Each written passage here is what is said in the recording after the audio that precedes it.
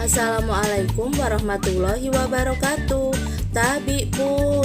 Hai, jumpa lagi dengan Ibu Sri Wahyuni dalam pembelajaran Bahasa Indonesia kelas 8. Materi kita hari ini yaitu tentang teks eksposisi. Setelah mempelajari materi ini, diharapkan kamu mampu mengenali informasi teks eksposisi, gagasan dan fakta, dan pola-pola pengembangannya dalam artikel ilmiah populer. Yang pertama yang akan kita bahas adalah mengenali unsur-unsur teks eksposisi. Apa sih itu teks eksposisi? Teks eksposisi adalah memuat penilaian, dorongan, atau ajakan-ajakan tertentu kepada halayak. Bentuk teks eksposisi terutama di dalam media massa dapat berupa esai, tajuk rencana, ataupun tanggapan kritis. Teks eksposisi dibentuk oleh dua unsur utama, yaitu gagasan dan fakta. Gagasan adalah ide ataupun pendapat. Isinya berupa pernyataan yang mungkin berupa komentar, penilaian, saran, dorongan, dan bujukan. Sedangkan fakta adalah keadaan atau peristiwa yang merupakan kenyataan, sesuatu yang benar-benar ada atau terjadi. Dalam teks eksposisi, fakta berfungsi untuk memperkuat gagasan sehingga diharapkan lebih meyakinkan halayak. Perhatikan contoh teks eksposisi berikut ini. Terdapat sebuah gagasan pada paragraf kedua, yaitu pengelolaan hutan tidak menunjukkan adanya tanda-tanda perbaikan dibandingkan tahun sebelumnya. Kemudian untuk fakta terdapat pada paragraf ke-9. Selama bulan Januari sampai Oktober, 45% dari keseluruhan titik kebakaran terkonsentrasi di Provinsi Riau.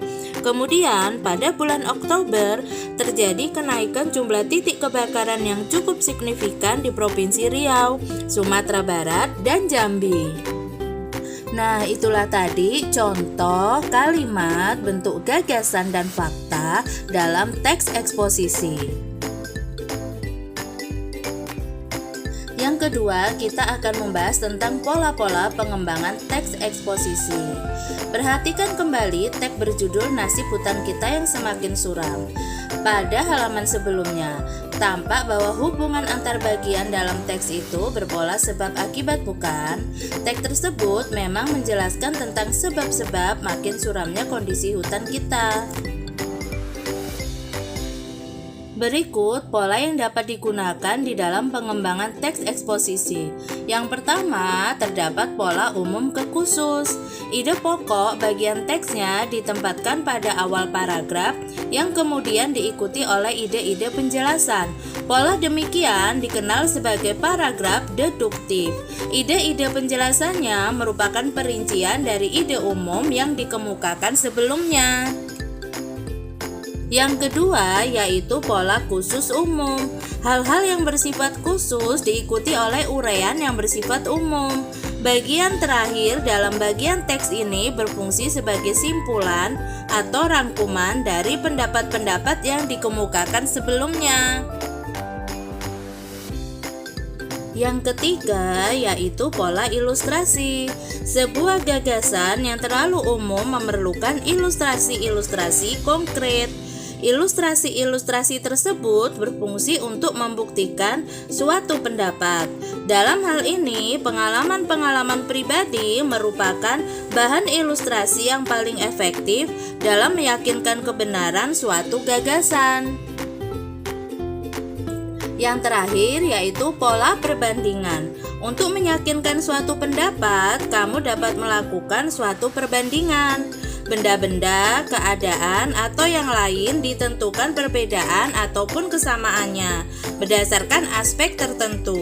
Dengan cara demikian, keyakinan pembaca atas gagasan yang kita sampaikan akan lebih kuat. Nah, itulah tadi materi tentang mengenali unsur-unsur teks eksposisi. Ibu akhiri sampai di sini dulu. Saya bangga berbahasa Indonesia. Wassalamualaikum warahmatullahi wabarakatuh.